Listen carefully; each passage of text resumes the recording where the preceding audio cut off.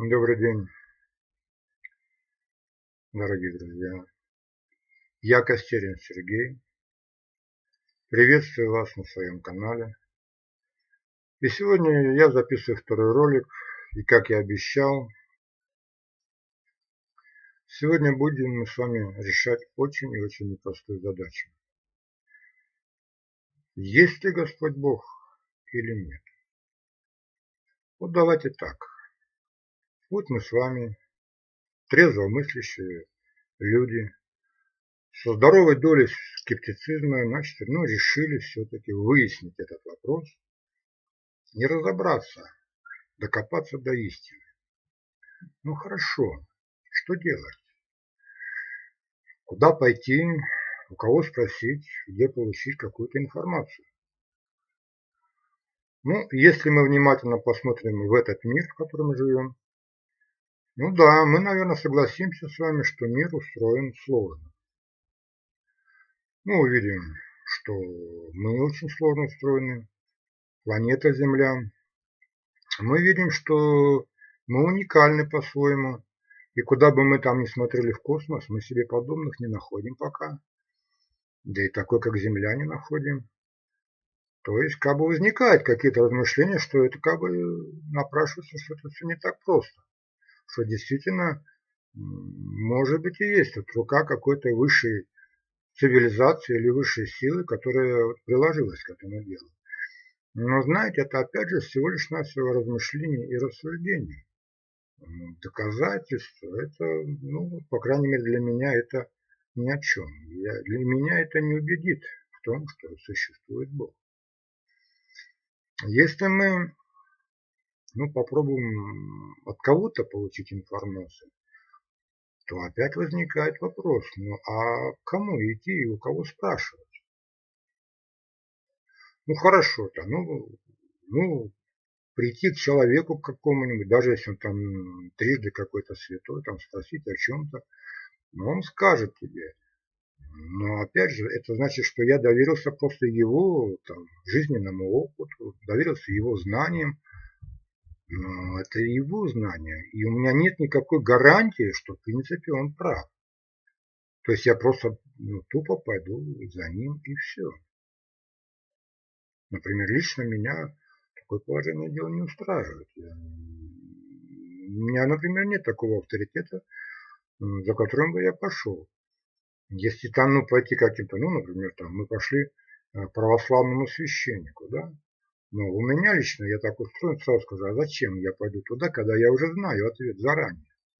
Я же знаю, что он мне скажет. Он скажет, ну да, Бог, конечно, есть. Иди, это Христос.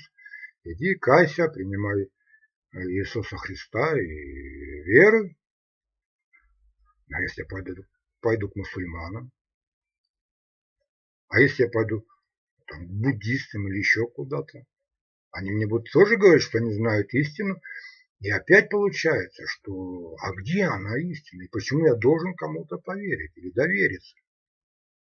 Ну хорошо, там, давайте попробуем какие-то там Писания возьмем, священные писания. Там есть у нас Библия, там Коран есть, еще там куча всякой литературы.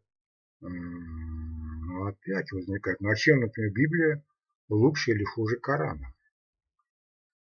Почему я должен, как я буду выбирать, по каким критериям я буду определяться, кто же из них прав? Я, например, скажу, это ненадежный источник. И вот знаете, я вот этой проблемой занимался где-то лет 30 назад. Тогда я был, конечно, помоложе и покрасивше. Закончил институт, имел такую твердую пятерку по атеизму. Я действительно был атеист. Я говорил, что ну а какой Бог? Я не вижу никакого Бога. Но не хватило здравого смысла все-таки вот этим вопросом заинтересоваться и попробовать его решить. Вопрос смысла нашей жизни и вопрос Бога. И размышляя вот в этом направлении, я пришел к выводу, что на Земле об этом спрашивать не у кого. Мне некому пойти и не у кого на самом деле спросить. Тогда я вам сейчас скажу странную, наверное, вещь. На первый взгляд, может, даже абсурдную. Но я подумал, а, собственно говоря, почему об этом нельзя спросить у самого Бога? Вы знаете, вот представьте себе,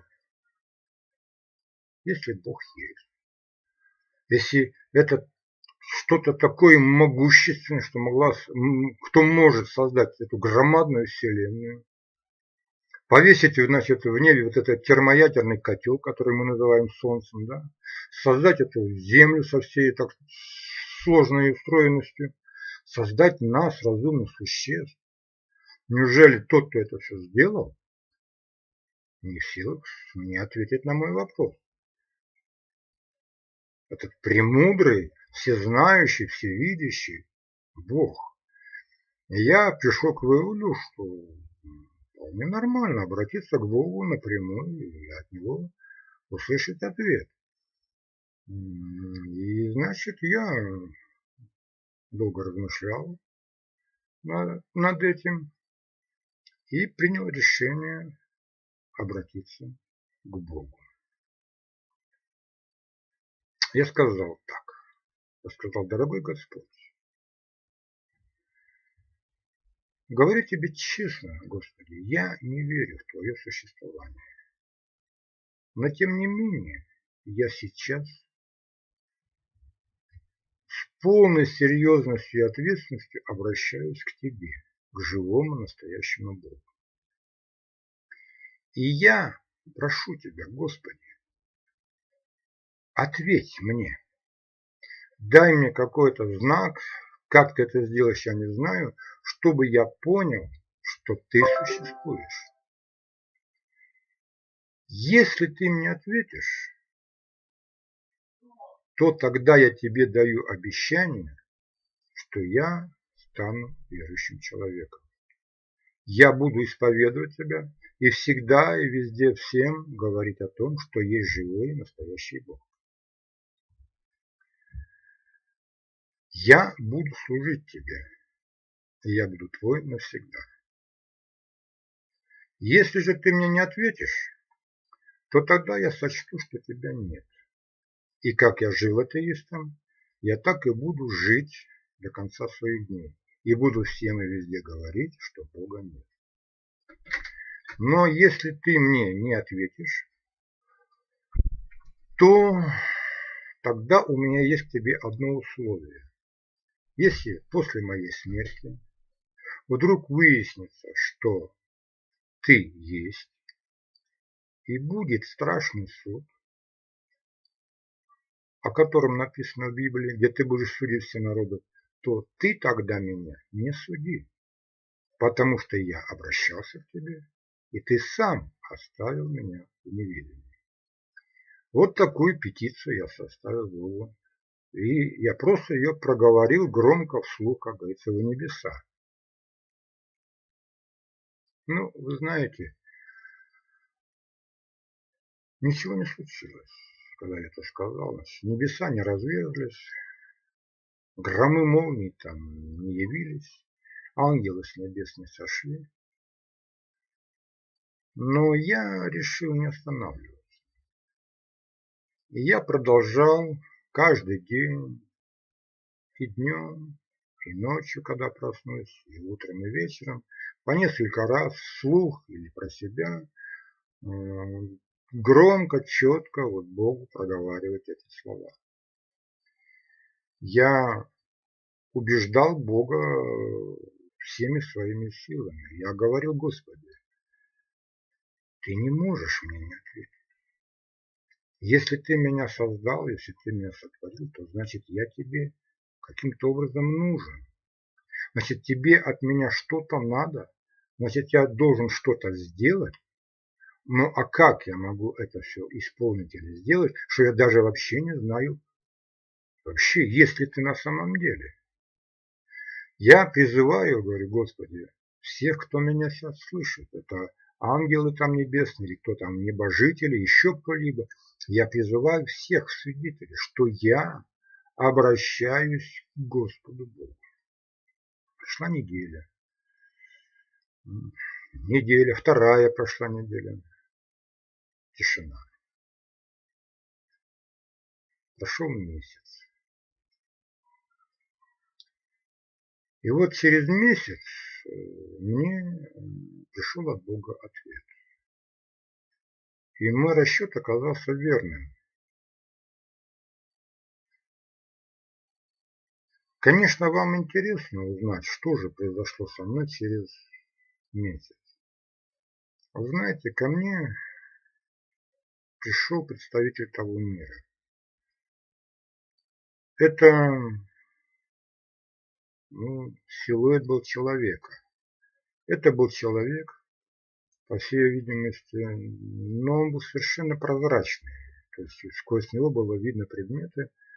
Было заметно, как бы вот контуры, очертания были заметны. И было видно, что какая-то небольшая разность плотности. Вот это было видно. Ну, он был, может, чуть повыше меня, где-то метра два был, может, 1,80 м. Конечно, он не вошел в дверь, он не стучался в мою дверь. Он просто вдруг появился в моей комнате. Я был один дома. Я его увидел. Он подошел ко мне молча. И мы стояли друг напротив друга в полной тишине. Но страха не было какого-то, но была какая-то дрожь в теле. Это я чувствую. И потом он молча, не говоря ни слова, просто взял свою руку и прямо ее внутрь меня вот так вот запустил. Вы знаете, когда его рука двигалась, я чувствовал, какая-то рука движется во мне. Вот так щекоток такой, да, но я действительно себя почувствовал каким-то вот в этот момент изделием, какой-то машиной. И вот в этом месте, где у нас находится сердце, он там что-то сделал. Мне поначалу показалось, что он туда положил что-то типа какого-нибудь уголька или что-нибудь такого. А может, просто там нажал какую-то кнопку или переключил какой-то тумблер. Я не знаю, что там у нас внутри на самом деле находится. Что со мной произошло дальше, это удивительно. Вы знаете, я стал верующим человеком мгновенно. Это какой-то другой уровень знаний, который мне неведом был. Это какое-то прямое знание. То есть я просто стал знать, что Бог есть. И мне не нужны были больше никакие доказательства. Вы знаете, вот представьте себе, что вот перед вами кран закрытый. И вот вы стоите перед краном и думаете, а вот есть там в этом кране вода или нет? Вы его можете потрогать, там, постучать по нему, там, долго спорить, там, кто-то будет говорить, да нет, в этом кране там нет воды, другой скажет, да нет, почему, в кране есть вода. Но на самом деле его просто ответ-то простой, надо просто открутить, да и посмотреть, есть ли там вода или нет. Так вот, представьте, что ко мне пришел представитель другого мира, и просто вот этот кран он мне открыл, и потекла вода. Я просто понял, что Бог есть. И этот товарищ ушел. Ну, что я испытал, это, конечно, был шок. Представьте себе атеиста железного. Я совершенно был уверен, что никакого Бога нет никакого там. Все это выдумки. А вдруг я воочию убедился и понял. То есть все мое мировоззрение, все мое миропонимание, оно начало во мне рушиться. То есть я понял, что за мной все время наблюдали. И вся моя жизнь там под прицелом чьих-то взглядов, то есть все это продумано. Это было удивительно. Революция в мозгах, там, взрыв мозга. Вот. Меня несколько смутила лаконичность ответа. Вы знаете, вот мне ответили ровно столько, сколько я просил. Ни капли больше. Спрашиваешь, Бог есть? Ответили, да, есть. И все. То есть, там, по нашим человеческим понятиям или по моим, Ну, там явились там ангелы с небес, там, о, дорогая душа, там, ну, наконец-то, вот мы услышали твой вопль из земли, вот там, да, вот Господь Бог там тебя зовет, вот иди туда-то, делай-то то-то. Ничего этого не было. Все было в тишине, молча, такое ощущение, что пришел,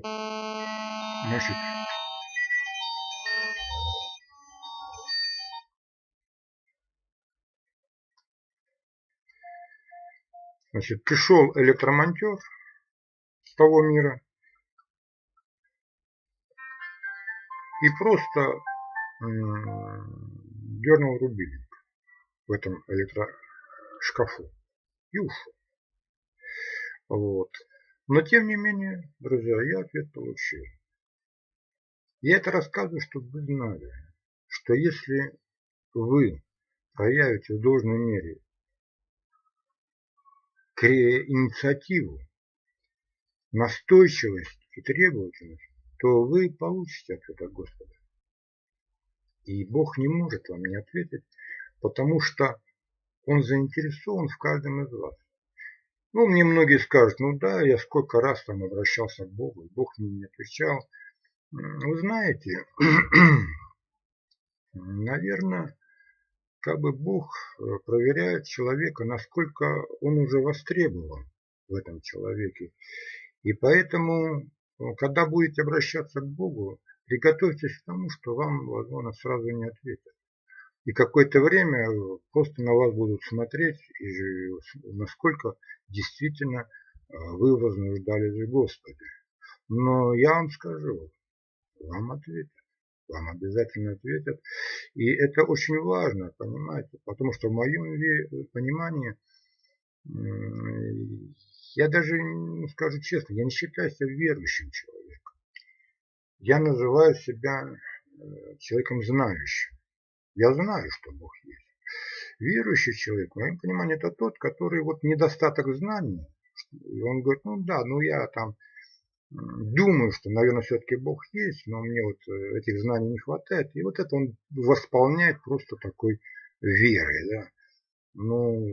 Возможно, кого-то это устраивает. Но вот лично я, видите, какой человек, мне нужно было так прям убедиться. Я тут, наверное, Фома неверующий, который пока не вложит персты в раны Иисуса, тот не успокоится. Вот. И я вам хочу дать несколько советов по поводу, значит, как же достучаться до Бога. Ну, первое, наверное, действительно к Богу надо обратиться уважительно. Все-таки это Творец Вселенной, все-таки это Создатель, наш Творец. Второе, приготовьтесь быть настойчивым. Приготовьтесь к тому, что, возможно, сразу вам Бог не ответит, пройдет какое-то время, и вы все-таки дождетесь ответа Божьего. Надо будет именно проявить настойчивость. И в этой настойчивости, скорее всего, Бог будет смотреть, насколько вы серьезно хотите обратиться к Богу. Для обращения к Богу не надо там каких-то придумывать средств связи. Вы знаете, я так скажу, что когда нас Господь изготавливал, у нас вот эти сотовые телефоны прямой связи с Богом, они уже в головах находятся.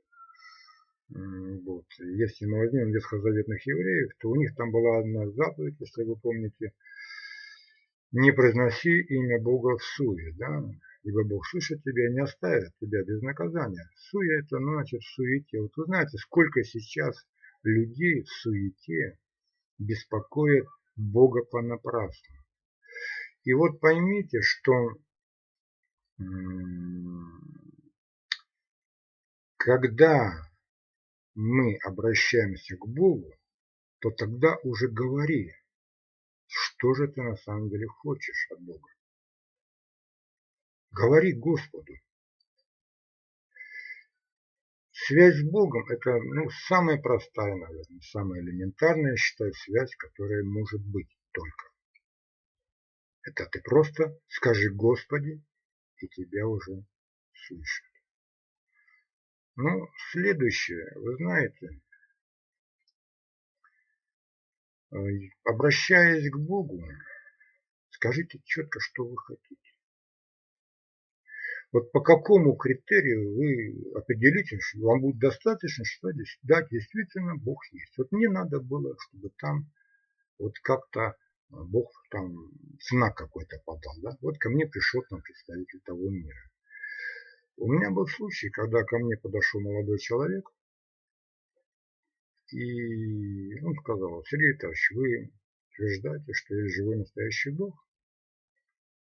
Я говорю: да, я утверждаю, что есть живой настоящий Господь Бог. Тогда он сказал: хорошо. А вот если я у живого Бога сейчас попрошу машину, хорошую иномарку, бесплатно, мне Бог даст? Ну, мне интересно, конечно, подумайте, кто бы из вас что сказал Бог на это. Но я сказал: нет, скорее всего, тебе Бог не даст. Он говорит: а почему? Я говорю: ну, потому что кто ты такой сейчас Богу? Да? Ну, сначала ты заключи с Богом какие-то отношения, там, прими водное крещение, там, читай слово, ходи в церковь, там, стань сыном Божьим. И тогда мы поставим нужду перед Господом и попросим, может быть, Господь и усмотрит, и он тебе даст машину. На что он сказал: ну хорошо, давайте так. Вот если мне Бог даст машину, то тогда я стану верующим человеком. Ну, я сказал: хорошо, Бог слышал твое обращение. Он говорит: ну а что теперь делать? Я говорю: ну теперь давай подождем и посмотрим, что же на это скажет Господь. Ну и прошло, наверное, я точно не скажу, но где-то может быть месяца 3. И вот приезжает ночью, значит, вечером ко мне звонок, звонит этот товарищ и говорит: Сергей Витальевич, выйдите на улицу. Я выхожу, и там, значит, стоит шикарная черная иномарка. И вот он открывает дверцу и говорит: садитесь, Сергей Витальевич, я теперь точно знаю, что Бог есть. Вот за эту машину я не заплатил ни копейки. Но это его путь, друзья. Вы знаете, возможно, те, кто сейчас меня слушает, у вас, наверное, свои большие какие-то нужды, возможно, есть к Богу. Возможно, это какая-нибудь смертельная болезнь, которая поразила или вас, или ваших родных, там, близких, может, ребенка. И вам уже только Бог может помочь, и вы ищете вот именно Бога. Возможно, там какие-то тяжелейшие финансовые обстоятельства или еще что-либо. Скажите Богу, что вам надо, что вы хотите от Господа. Но обязательно, друзья, положите на вторую чашу весов то, что вы дадите Богу. То, что вы просите, это понятно. А вот что вы дадите Богу? Вы спросите меня: а что Богу надо? Я вам скажу: Богу не нужны свечки. Богу нужны вы. Вы целиком и полностью. Если вы скажете: Господи, я стану верующим человеком, и я буду служить Тебе, я буду идти за Тобой до конца дней, то я думаю, Бог ответит вам обязательно. Ведь Он ради этого все и затеял, чтобы вы пришли к Нему, чтобы вы стали Его детем. Ну и последнее, я когда молился, обращался к Богу, я говорил, что если Бог мне не ответит, чтобы Он меня не судил на суде своем. Ну, может быть, я не совсем красиво поступал перед Богом. Жена моя говорит, что я шантажировал Бога. Ну, я так сильно хотел слышать ответ Божий. Я так кричал в небеса и аргументировал как только мог, что я думаю, Господь видел мое стремление и простил меня за это. Я получил Божий ответ. И поэтому, друзья, я верю, я знаю, что вы тоже. Тот, кто захочет, тот, кто действительно ищет, тот сможет выйти с Богом на прямой контакт. В следующем ролике я уже вам расскажу о том, как Господь Бог мне открыл Ащифон Кровей-то, какая религия-то его, потому что мне было открыто только, что он есть, но я не знал, куда пойти. Но это будет в следующем ролике.